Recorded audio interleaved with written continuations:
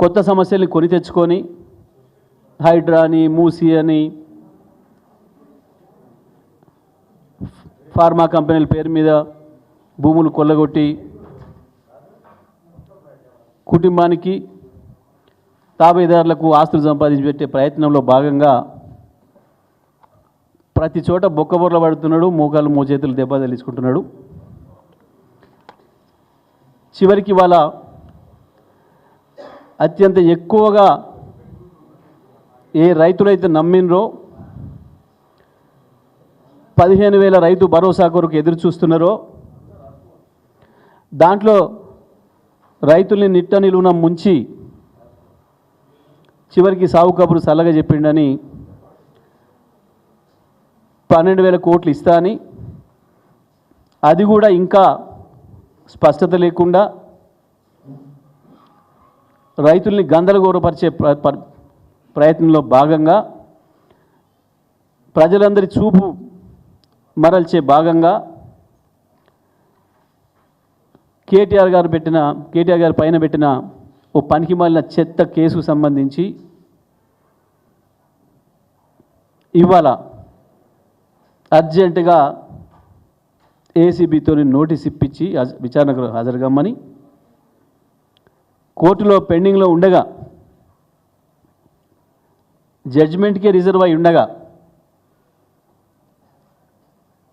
ఇవాళ అర్జెంటుగా రమ్మని పూర్తిగా మీడియా దాని మీద నడపాలని చెప్పి ఓ చిల్లర ప్రయత్నం చేసి ఇంకా దాంట్లోనే ఇంకొక చిల్లర ఎత్తుగాడేసి అందులో ఏమీ లేదు, అన్ని ఫైల్స్ వాళ్ళ దగ్గరే ఉన్నాయి, అయినప్పటికీ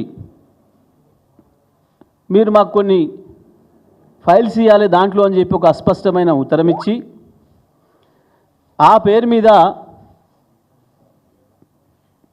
ఏసీబీ ఆఫీస్లో గంటల తరబడి కూర్చోబెట్టి ఇంటి మీద రైడ్ చేసి వీళ్ళ చేతిలో ఉన్న కాగితాలే, వీళ్ళు తయారు చేసి పెట్టుకున్న కాగితాలే పట్టుకొచ్చి ఇగో కేటీఆర్ గారి దగ్గర ఈ దొరికినాయి, మాకు చాలా ఆధారాలు కొత్తవి అని చెప్పి కోర్టును పక్కదారి పట్టించి ప్రజలలో ఒక తప్పుడు చర్చకు తెరలేపి రైతు భరోసా విషయంలో మర్చిపోయేటట్టు చేస్తా అని చెప్పి ఒక చిల్లర ప్రయత్నం చేసిండు. దాంట్లో బొక్క బోర్లా పడ్డాడు, మూతి వాయ కొట్టుకున్నాడు ఇవాళ తెలంగాణ ప్రభుత్వం.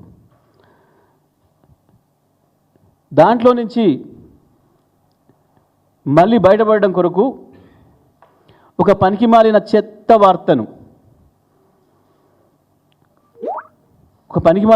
వార్తను ఇవాళ అన్ని టీవీలకు ఇచ్చి 10 గంటల నుంచి ప్రారంభమైన చర్చ రాష్ట్రంలో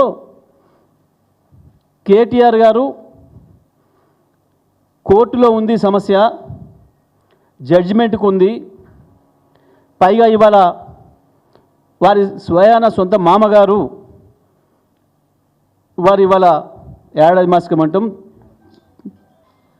తద్దినమంటాం, సంవత్సరికమంటాం, ఆ పూజ ఇంట్లో ఉన్నప్పటికి కూడా ఆ సాకుతోనో కోర్టు సాకుతోనో పోకుండా ఉండే అవకాశం ఉన్నా, నేను ఇంకోనాడు వస్తా అని చెప్పే అవకాశం ఉన్నా ఒక బాధ్యత గల నాయకుడిగా, చట్టం పట్ల రాజ్యాంగం పట్ల గౌరవం ఉన్న పౌరుడిగా స్వయంగా హాజరైనరు.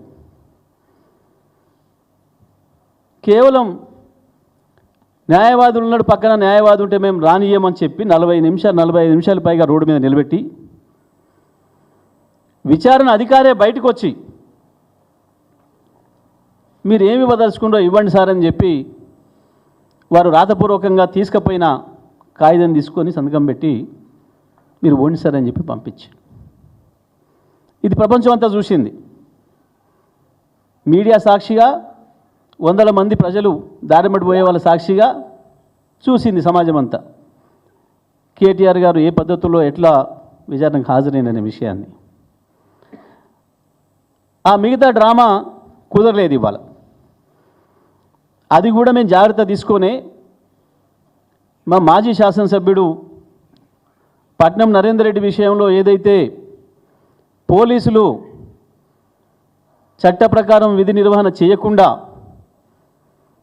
రేవంత్ రెడ్డి చెప్పిన పద్ధతుల్లో పనిచేసి దుర్మార్గంగా ఆయన చెప్పని విషయాలు చెప్పినట్లుగా అబద్ధాలు రాసి మాకు నరేందర్ రెడ్డి చెప్పిండు, నేమే ప్లాన్ చేసినాం, ఇదంతా ఆఫీసర్లు వస్తే దాడి చేయాలి, చంపాలని చెప్పి కేటీఆర్ మాకు చెప్పిండు అని చెప్పి దొంగరాతలు రాసి కోర్టులో సబ్మిట్ చేసి కోర్టును ప్రజల్ని పగదారి పట్టించే ప్రయత్నం చేసినరు. ఇవాళ మళ్ళీ అది జరగకుండా ఉండాలి అని చెప్పి స్వయంగా తను చెప్పదలుచుకున్న విషయాన్ని రాసి సంతకం పెట్టి తీసుకొని పోయినరు. అది కూడా న్యాయవాదులు కూడా తీసుకుపోయి న్యాయవాదులు సీనియర్ న్యాయవాదుల సమక్షంలో ఇచ్చొస్తా అని చెప్పి తీసుకొని పోయినరు.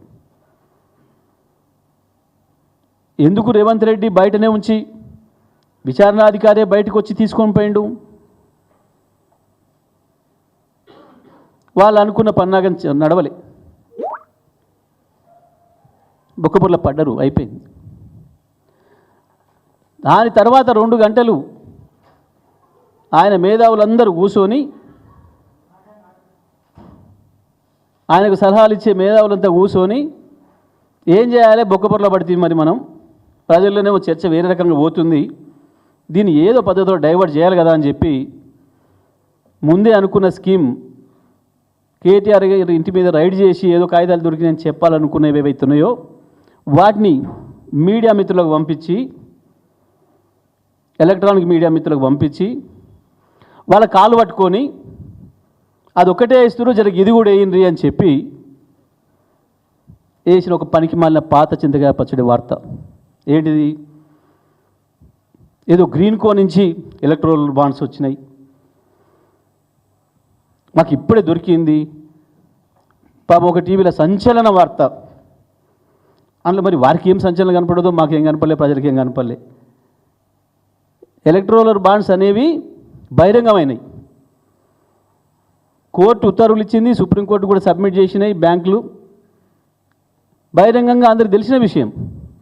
ఆ గ్రీన్ కో కంపెనీ మాకే ఇయ్యలే,